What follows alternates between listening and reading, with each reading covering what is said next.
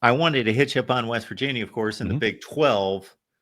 So some of these preseason magazines aren't too high on West Virginia, but you saw that a couple of years ago, Mm-hmm. and the team went 9-4. Right. Of course, they're coming off just a 6-win season, and that's one reason why Neil Brown doesn't have a job, and Rich Rod has been called back after doing a nice job at Jacksonville State. So we'll start there because I think people are just intrigued with Rich Rodriguez. He's a personality. He's Mm-hmm. got a guy with very strong opinions. What he did the first time at West Virginia was remarkable. Mm-hmm. Hate to bring it up, an eyelash away from playing in a national championship game, which people couldn't fathom now. If you're just a college football fan who just arrived in the last 5 years, that West Virginia is going to play in a national championship game, but they were that good. So just your thoughts about Rich Rod coming back. I see 3 returning starters, depending on your count, but Yeah. Yeah. It a depends lot on of the transfers, right. 40, 50 to be technical. 50. Okay. Well, it depends on what you're reading, but I think it's about what I've noticed, Mark, in researching this stuff. One site might say 35, another one might say 40. I mean, it's just all over the place. But I guess it depends on, are you counting JUCO guys as transfers? Are you counting, who knows? But anyway, 40 to 50 transfers. We'll say that, but it's a lot either way. And then if you add freshmen to the mix, it's like 60 to 70 new players. So it's a ton. But I mean, look, here's what I said on my show. Do I think West Virginia's going to finish dead last in the Big 12 like Phil Steele predicted? I don't. But as someone, I mean, you and I analyze teams and games and rosters. If you look at a roster that's replacing 50 people, are you going to pick them to finish very high in the league? I'm not. So I think it's fair that they have them finish last. I don't think they'll be that bad because when you look at Rich Rod's track record, he's very rarely been that bad. Even years he's had to rebuild teams, he's not been that bad. I mean, he had 60 new players at Jacksonville State last year and still went out and won 9 games. So I think they'll be better than the worst team in the conference, but I also don't think they're going to go out here and compete for a conference championship either in year one. I just think there are too many unknowns and too many question marks for that.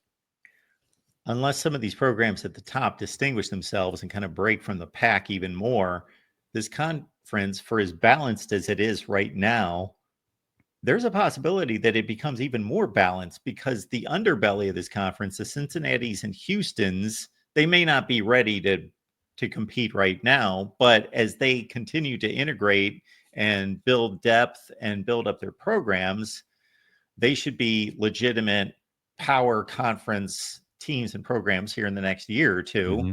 And then it's going to be a real free for all. And it already is.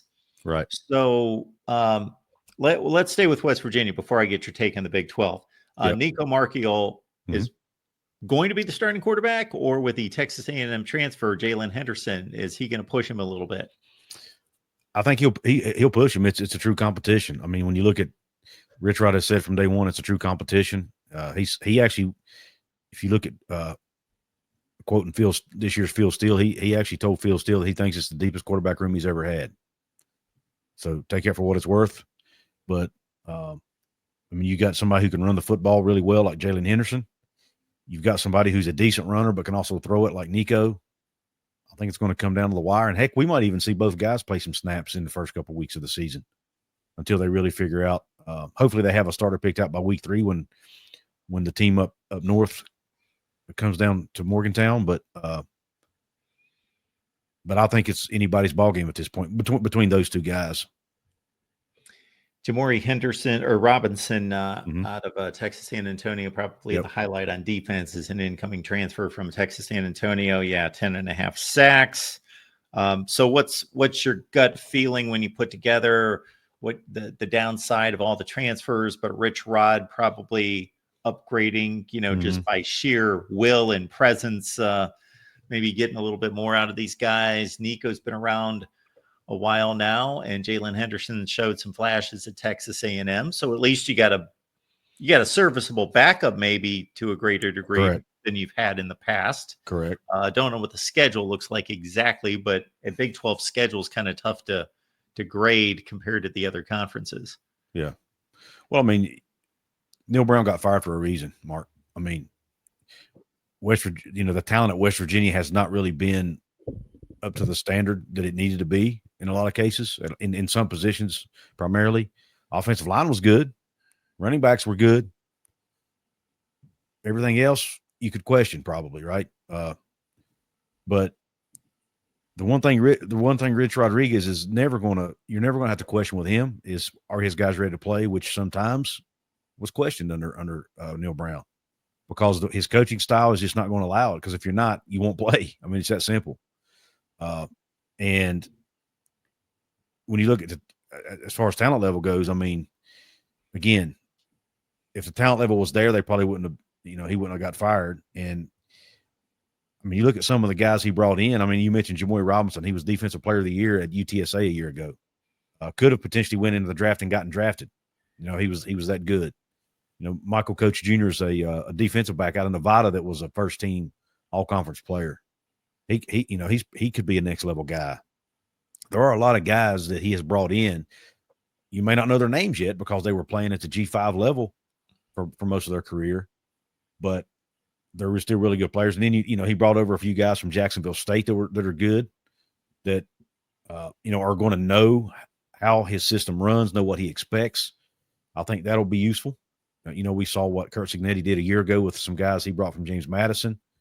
Now, Rich Rod's not bringing that many, but it's good to have a core of guys that can kind of lead the way and let the rest of the team know what to expect. So I do like a lot of the pieces he brought in. My biggest fear is depth. Are you going to have enough depth at key spots like the offensive line where they're losing everybody pretty much? In certain spots on the team, receiver, is the depth going to be there? Can you put together a solid 2 deep for injuries and other things that might pop up? That's our biggest concern.